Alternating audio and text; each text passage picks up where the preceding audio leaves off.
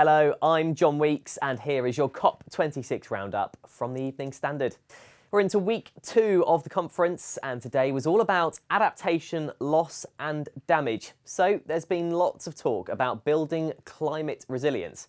That includes things like improving flood defences, growing crops more resilient to heat and designing houses so they're better at withstanding storms.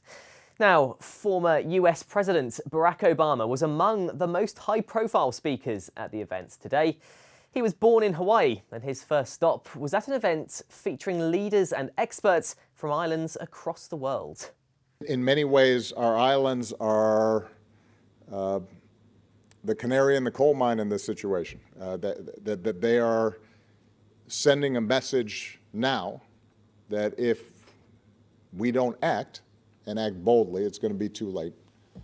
And it also highlighted the fact that this is not something that's 10 or 20 or 30 years down the road. This is now, and we have to act now to help with adaptation and resilience, which I know is a theme of Cop26 today. So I don't think, I genuinely think we would not have gotten as ambitious an agreement in Paris had it not been for the willingness and the capacity of island nations to step up and be heard. Later on, he made a separate speech all about the positive changes countries have made to tackle climate change, but also warned it's still not enough. Here in Glasgow, we see the promise of further progress. What is also true is that collectively and individually, we are still falling short.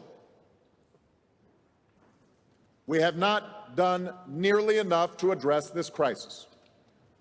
We are going to have to do more. And whether that happens or not, to a large degree, is going to depend on you. Not just those of you in this room, but anybody who's watching or reading a transcript of what I say here today. Elsewhere, Fiji's Prime Minister, Frank Bainimarama, spoke among leaders from the world's islands. He voiced his frustration with the climate commitments made so far. We welcome the new commitments made last week, but with due respect, Mr. President, I can't feel any excitement for them because they are timid and inadequate. Several major players, of course, as you know, are missing in action, and others have shown up with insufficient commitments that have succeeded only in erecting speed bumps on the road that leads to the wrong side of 1.5 degrees of warming. Developed nations are failing us. They are the ones with the resources and the technology to make a difference. Yet, they have left the potential for clean energy and adaptation on the table by missing the 100 billion pledge 2 years running. Also at the event today were campaigners from the group Choked Up, which was set up to raise awareness of air pollution. They told us how they got on. Hi, we're Choked Up and today we're in the Green Zone. This morning we were attending a panel on the political participation of migrant women. It was really inspiring and it really highlighted how female liberation is vital to solving climate crisis. We then had the absolute honour to watch in the Rogers documentary, The Great Green Wall. It was absolutely amazing and liberating to see that climate justice was being done at the hands of those who needed it the most. We hope this innovative project will continue to grow and will continue to be successful right back to the Africans. And also we got to meet her too, which we're absolutely buzzing about. And we've also been going around the stalls and exhibitions that are here at the Green Zone. So we went to the Clean the Air stall and got to meet other clean air campaigners and talk to them about their plans and how the stall was working. We're also really excited to just go around all the other stalls here, get some merch, speak to people about their plans for COP and what they've been up to.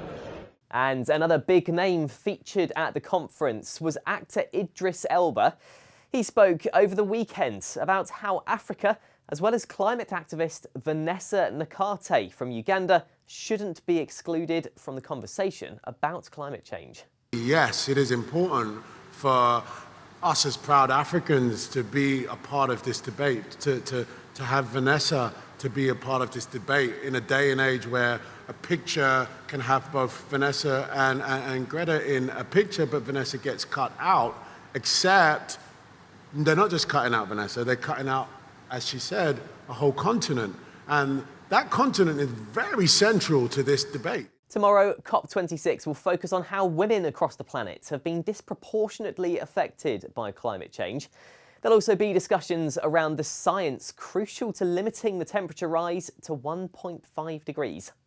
For the latest updates, visit the website standard.co.uk, where we'll be covering the latest from the climate conference in Glasgow. That's it from the Evening Standard Cop26 update. Join us again tomorrow.